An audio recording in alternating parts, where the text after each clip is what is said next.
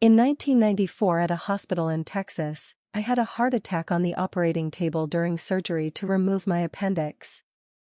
I found out years later why I had a heart attack.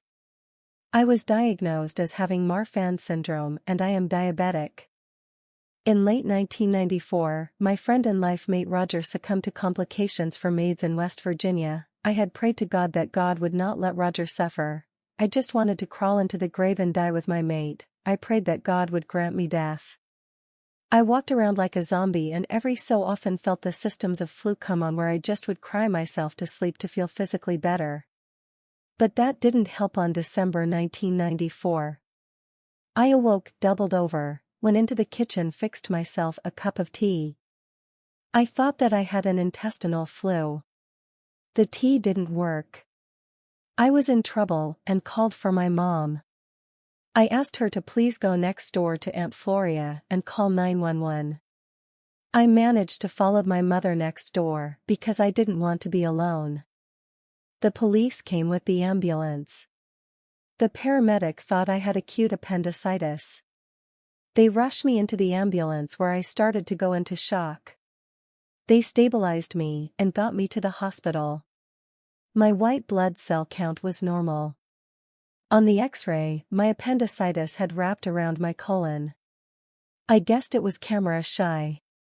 Because of the tea, they had to wait on the surgery to make sure peritonitis didn't set in. When I signed the operating papers, I felt at peace that I was going somewhere and I would know the answers to more questions that you could ever want to ask. At 5:45 p.m. I was wheeled into surgery and they put a yellow oxygen mask over my face and told me to breathe deeply as they gave me anesthesia, and told me to count backwards from 100. I never made it past 97. I was out cold. It was like watching a movie on a VCR that you pushed the rewind button and saw the movie in reverse. I saw how my life had been. To me, this is Judgment Day.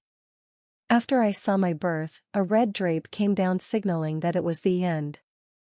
I was peaceful. The next thing I know is that I see the operating room light and I'm floating. I look down, see the doctor and nurse working on my lower right abdomen. From out of the corner of my left eye, I saw a spark of white light come from behind me. I turned around in the direction from where I saw the spark of light. I then saw a portal of sparking white light and had the feeling of unconditional love coming from the portal. I flew through that portal so fast, as if my britches were on fire. I was home in the unconditional loving white light. That renewed my spirit.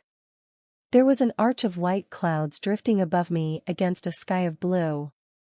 The sound of wind through pine needles lets me know that I was in the middle of it all.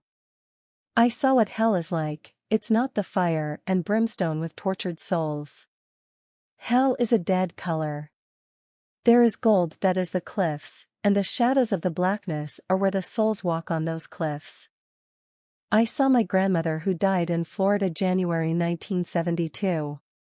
My grandmother's beauty is as I remembered. She held me in her arms and I held my grandmother in my arms. She talked to me without moving her lips. She asked me to give a message to my two brothers, my sister, and my mom. The message was that saying you're sorry is easy, and to ask for forgiveness, you learn a lesson, because you have to forgive yourself for hurting someone else. The next person I saw was Big Joe, who died of asphyxiation in Florida in 1981. Big Joe told me to give Kathleen, his wife, a message. The message was, don't let bitterness destroy the rose that you are, Kathleen. I will be waiting for you. Big Joe didn't move his lips either. The next person saw was my life mate, Roger. We floated into each other's arms, and our souls became one again, as they had been once before during lovemaking on Earth. Roger drew back. He said, without moving his lips, that I had to go back and that he would be waiting for me. I felt disorientated. Roger was gone. Now, I was standing in front of the image of our Lord Jesus Christ. It was moments after he died on the cross. I had the voices from the surgical staff shouting my name and saw my body at the other end of the tunnel. The next thing I remember, someone was lifting each eyelid and shining a light at my eyes. He was saying, "He's back."